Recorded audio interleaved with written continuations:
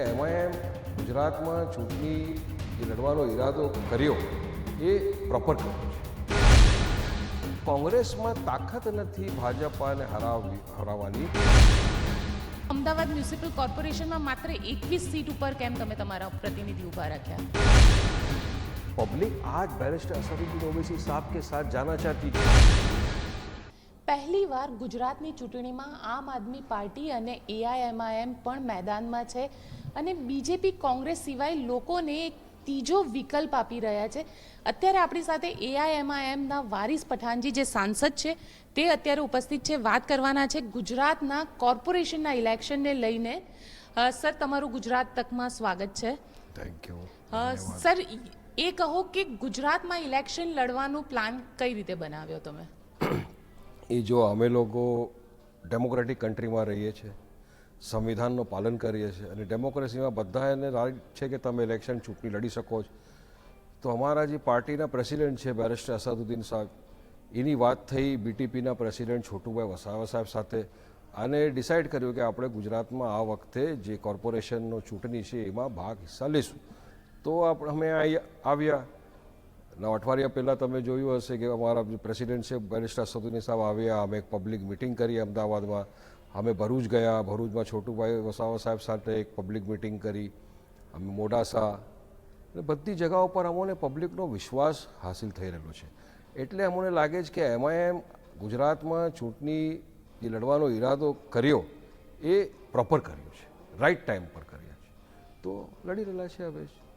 પણ તમારું જે પાર્ટી આવી છે, તમને લાગે છે કે જે રીતે કોંગ્રેસ આરોપ લગાડી રહી છે કે આ બીજેપીની બી ટીમ છે અને ખાસ કરીને એવા જ વિસ્તારની અંદર તમે પોતાના ઉમેદવારને ઊભા રાખ્યા છે કે જ્યાં આગળ લઘુમતી વિસ્તાર છે અને તે કોંગ્રેસની ગઢ ગણવામાં આવે છે? એટલે કોંગ્રેસનો જે એ આરોપ છે એ એકદમ બેબુનિયાદ આરોપ છે. હું તમને કહું, 30 વર્ષથી ભાજપા અહીંયા સત્તામાં છે.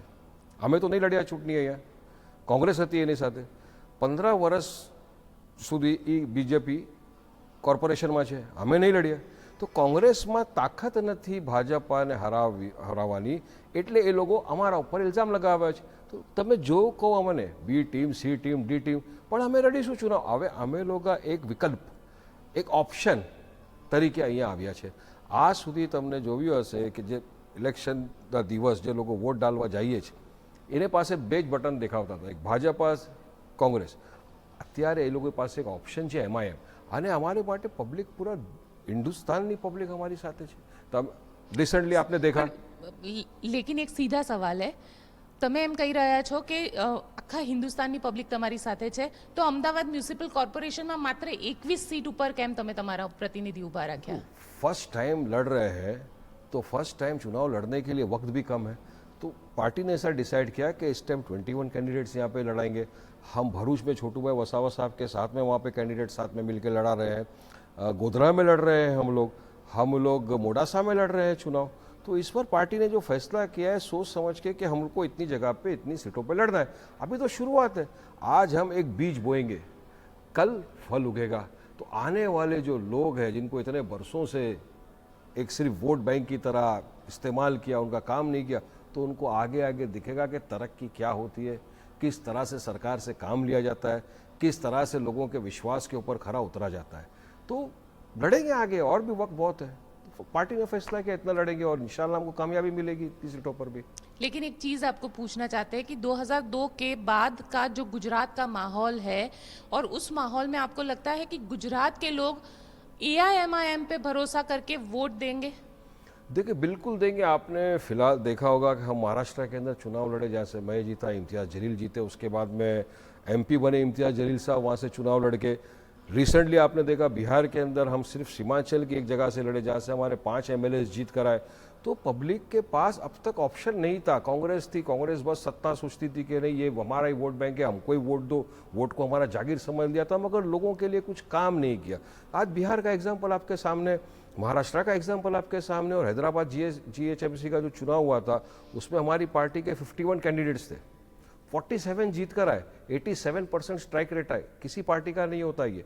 तो पब्लिक आज बैरिस्टर असदुद्दीन ओवैसी साहब के साथ जाना चाहती है, क्योंकि आज अगर कोई इंसान संविधान को बचाने की बात करता है वो असद ओवैसी है. संविधान को प्रोटेक्शन की बात करता है असद ओवैसी है, पूरी तरह डेमोक्रेसी में रहकर अपने राइट्स का जो यूज़ करते हैं असद ओवैसी, और पूरे माइनॉरिटीज़, मैं बताऊंगा आपको, दलित्स, आदिवासीज, ट्राइबल्स, मुस्लिम्स, जितने भी वंचित है, सबको ऐसा लगता है कि आज बैरिस्टर असदुद्दीन ओवैसी एक ऐसा वाहिद शख्स है जो हमारे हक के लिए लड़ता है और हमारे आने वाले फ्यूचर के लिए ये शख्स प्रॉपर है, हमको इसका साथ देना चाहिए। ये एक लोगों की मानसिकता है और पूरे देश भर में हम लोग जा रहे हैं, देख रहे हैं, हर तरफ यही है। लेकिन इसीलिए तो बिहार के लिए साक्षी महाराज ने ये कहा था कि AIMIM आगे बढ़े, हम उनके साथ हैं। साक्षी महाराज ने जिस तरीके से, जिस लहजे में कहा था, क्या आपको लगता है कि वो बी टीम की और ही, मतलब वो बीजेपी पार्टी का ही आपने काम किया? उनका जवाब बिहार का, सीमांचल का आप डेटा देख लोगे तो आपके सामने आ जाएगा कि हम जहाँ जहाँ से लड़े वहाँ किसको फ़ायदा हुआ, किसको नुकसान हुआ। हमारे जीतने से किसी को नुकसान नहीं हुआ। हम सामने खड़े थे, एनडीए था, एनडीए सीट्स पे आया, तो हमारी वजह से कुछ हुआ ही नहीं। साक्षी महाराज को पहला डेटा चेक कर लेना चाहिए, वो डेटा साबित कर देगा। पूरे वोट तोड़ दिए हैं आपने, हमने डिवाइड कर दिया है वोट को। देखिए, हम बीजेपी को हराए, हम लड़ रहे हैं चुनाव तो बीजेपी को हराने के लिए लड़ रहे हैं, हम वोट डिवाइड करने के लिए लड़ रहे हैं। ये जो इल्ज़ाम है ये बेबुनियाद इल्ज़ाम है और ये इल्ज़ाम लगाते रहिए आप, कोई फ़र्क नहीं पड़ा। लेकिन हमारा एक ही बोलना है कि हम चुनाव लड़ रहे हैं जीतने के लिए और हमको बीजेपी को हराना है। सर, आप बीजेपी चुनाव जीतने के लिए लड़ रहे हैं, चलिए मान लिया आपने 21 सीट पर अपने उम्मीदवार को खड़ा किया। दानी लीमड़ा जहाँ पे मुस्लिम बहुल इलाका है, वहाँ पे आपने अपने उम्मीदवार को क्यों नहीं खड़ा किया? देखिए, दानी लिमड़ा जो जगह की आप बात कर रहे हैं, वहाँ पे हमारे जो पार्टी के गुजरात प्रेसिडेंट है साबिर भाई काबलीवाला, उन्होंने सर्वे किया था तो उनके मुताबिक ऐसा लगा कि इस वक्त वहाँ से नहीं खड़ा करना चाहिए, आगे खड़ा करेंगे। तो ऐसा सबसे ज्यादा वहीं पे दंगा हुआ था जब NRC वाला बात चला, तो पथराव भी वहीं पे हुआ, सबसे ज्यादा विरोध वहां पे हुआ। अब NRC की बात कर रहे हैं या CAA की बात कर रहे हैं, तो AIMIM को दानी लिमड़ा से इलेक्शन लड़वाना चाहिए फिर। हर चीज़ का पार्टी फैसला करती है, उसको सरेआम तो नहीं बोला जा सकता, पार्टी की थिंकिंग है ये, तो पार्टी का फैसला है कि इस बार वहाँ से नहीं लड़ेंगे, दूसरी जगह से लड़ रहे हैं ना, 21 जगह से, आगे फैसला करेगी पार्टी, वहाँ से भी लड़ेंगे आगे, फिलहाल नहीं लड़ेंगे। सर, लेकिन जनता के पास जब जाएंगे तो मुद्दा क्या रहेगा? क्योंकि मुद्दा सबसे बहुत महत्वपूर्ण है। विकास की बात, प्रधानमंत्री का गुजरात एक मॉडल स्टेट है जिसे 2014 में दिखा के उन्होंने चुनाव जीता है, देश का चुनाव जीता है। तो इस गुजरात के मॉडल स्टेट में आपका क्या मुद्दा रहेगा? देखिए, मुद्दे तो बहुत सारे हैं मैडम। जैसे कि गुजरात AMC कॉरपोरेशन का एनुअल बजट है 10,000 करोड़ रुपये, अगर 50 वार्ड है तो 200 करोड़ रुपये एक वार्ड में आना चाहिए, जो नहीं आ रहा है। कहाँ जा रहा है पैसा? ऑपोजिशन सवाल नहीं कर रहा है, जिसकी वजह से आज आप देखिए ना। और दूसरी बात, एक स्लॉटर हाउस अप्रूव हुआ है 2004 के अंदर, AMC ने अप्रूव किया, अब तक उसका काम चालू नहीं हुआ। क्यों ऑपोजिशन कुछ इसका सवाल नहीं कर रहा है? जो ओल्ड स्लॉटर हाउस जो जमालपुरा के अंदर, वो टोटल नॉन हाइजेनिक है, वहाँ से बीमारियाँ आ रही है। तो ये सारे मुद्दे कभी ऑपोजिशन ने रेज ही नहीं किए। जो हमने कहा है कि हमारे कॉरपोरेटर्स जब चुन के आएंगे तो ये सारे इश्यूज को रेस करेंगे। आज मुझे बताइए, ट्रैफिक का कितना प्रॉब्लम है यहाँ पे अहमदाबाद सिटी के अंदर, अगर ओल्ड सिटी की आप बात देख लो, लॉट ऑफ प्रॉब्लम, क्यों आज तक सॉल्व नहीं हुआ? AMC में करप्शन का आप देख लो, करप्शन का बड़ा इतना बड़ा इशू है। तो हम लोगों ने जब पब्लिक के सामने आए तो हम ये दिखाना चाहते हैं कि हम स्कूल्स बनाने में मानते हैं, पब्लिक फैसिलिटीज़ देने में मानते हैं, हॉस्पिटल्स बनाने में मानते हैं, लोगों की जो समस्या है उसका निवारण करने में मानते हैं। और इस समस्या का हल कब आएगा?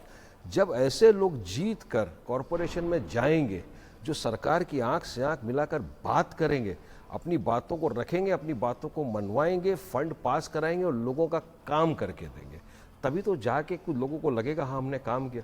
और यही हमारा काम हैदराबाद में, यही हमारा काम महाराष्ट्र में, बिहार के अंदर भी हम ये काम कर रहे हैं। तो हम लोगों के सामने एक मॉडल पेश करते हैं। आज मैं आपको बताऊं, पूरे देश भर के अंदर, हिंदुस्तान में, आप मुझे बताइए कौन सी एक ऐसी पार्टी है जिसके पास 4 बड़े बड़े खुद के हॉस्पिटल्स हैं पब्लिक के लिए, वहाँ पे हर इंसान इलाज करा सकता है मुफ्त के अंदर, हिंदू, सिख, मुसलमान, हर आदमी सब फैसिलिटी ले सकते हैं। 12 स्कूल्स, कॉलेजेस, मेडिकल कॉलेज है। तो ये ऐसी पार्टी है जो पब्लिक के लिए काम करती है, एजुकेशन की फील्ड में, हेल्थ केयर में। वही विजन लेकर ओवैसी साहब का ये बोलना है कि हमको के देश भर में वो मॉडल पेश करना है, हमको लोगों के लिए काम करना है। वही तो लेकर आज आए हैं ना पब्लिक के सामने कि हमको आप साथ दो, हम आपके साथ हैं, हमको इस तरह का इंफ्रास्ट्रक्चर सब जगह बनाना है। अब वो शुरुआत तो करना पड़ेगा कहीं से। आज गुजरात से शुरू हुआ है, बीज बोएंगे, कल फल उगेगा, आने वाली जो पीढ़ी है उसका आनंद उठाएगी। तो हमने शुरुआत कर दी है और यही विजन है हमारा, लोगों की सेवा। शुरुआत आपने कर दी है, विधानसभा में भी आपके लोग होंगे? पार्टी फैसला करेगी तो विधानसभा में भी लड़ेंगे, क्यों नहीं, बिल्कुल लड़ेंगे। तो एक चीज ये बताइए कि किसी भी चुनाव को जीतने के लिए वहां का संगठन होना बहुत जरूरी है। एआईएमआईएम का गुजरात में 20 दिन या हम कह सकते हैं 1 महीने पहले ये डिसीजन लिया गया कि एआईएमआईएम आएगी बीटीपी के साथ गठबंधन के जरिए। संगठन कहाँ है? देखिए, संगठन ऐसा है, बिल्कुल आपकी बात सही है कि हमको काफ़ी कम वक्त हुआ है आने को। हम छोटू भाई वसावा साहब की जो पार्टी है बीटीपी, उनके साथ में जुड़े हुए अलायंस के अंदर है। हमने आने के बाद में यहाँ पर प्रेसिडेंट हमारा अपॉइंट किया, साबिर काबलीवाला साहब को जनरल सेक्रेटरी अपॉइंट हुए।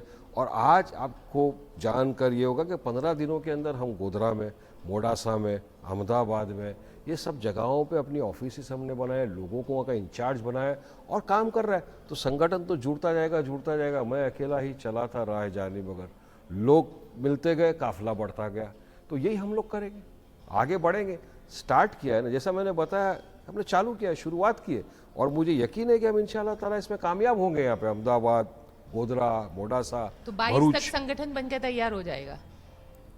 फिलहाल भी तैयार है, पूरी तरह से हम तैयार हैं चुनाव लड़ने के लिए। आज हम आए कैंपेनिंग करने के लिए, असद साहब आके गए, पब्लिक मीटिंग में आपने देखा कितना रश था।